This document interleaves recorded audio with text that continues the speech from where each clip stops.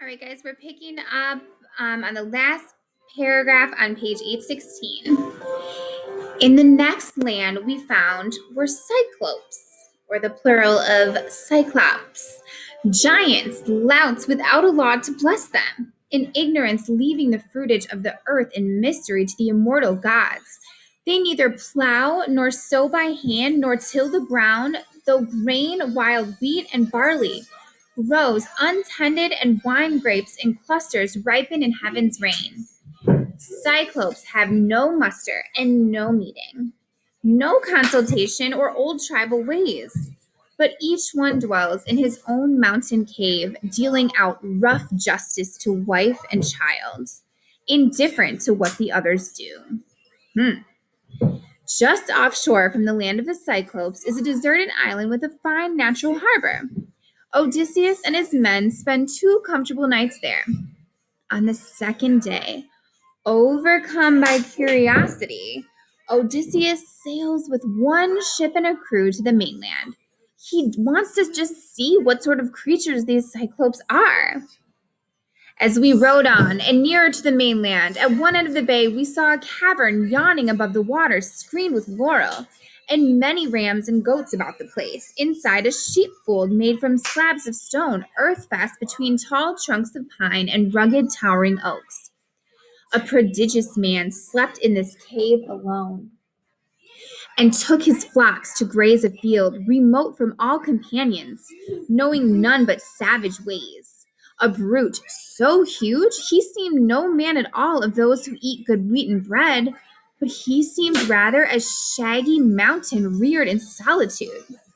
We beached there, and I told the crew to stand by and keep watch over the ship. As for myself, I took my 12 best fighters and went ahead. I had a goatskin full of that sweet liquor that Euanthus' son Marin had given me. He kept Apollo's holy grove at Ismarus for kindness we showed him there, and showed his wife and child. He gave me 7 shining golden talents, perfectly formed, a solid silver wine bowl, and then this liquor. 12 two-handled jars of brandy, pure and fiery.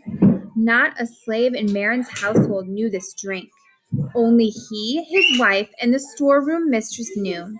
And they would put 1 cupful, ruby colored, honey smooth, in 20 more of water, but still the sweet scent hovered like a fume over the wine bowl. No man turned away when cups of this came round. I brought along and victuals in a bag, for in my bones I knew some towering brute would be upon us soon. All outward power, a wild man, ignorant of civility. We climbed then briskly to the cave, but Cyclops had gone afield to pasture his fat sheep. So we looked round at everything inside. A drying rack that sagged with cheese, pens crowded with lambs and kids, each in its class, firstlings apart from middlings, and the dewdrops or newborn lambkins penned apart from both. And vessels full of whey were brimming there, bowls of earthenware and pails for milking. My men came pressing round me, pleading, "Why not take these cheeses? Get them stowed, come back. Throw open all the pens and make a run for it. We'll drive the kids and lambs aboard. We say put out again on good salt water." So his men are encouraging him to take these things to eat and leave. Ah, how sound that was. Yet I refused. I wished to see the caveman, what he had to offer. No pretty sight it turned out for my friends. So this didn't go well for his shipmates.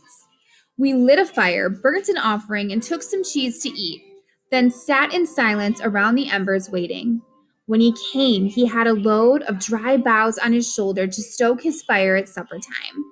He dumped it with a great crash into that hollow cave, and we all scattered fast to the far wall. Then, over the broad cavern floor, he ushered the ewes he meant to milk. He left his rams and he-goats in the yard outside, and swung high overhead a slab of solid rock to close the cave. 24 four-wheeled wagons with heavy wagon teams could not have stirred the tonnage of rock from where he wedged it over the doorsill. Next, he took his seat and milked his bleeding ewes.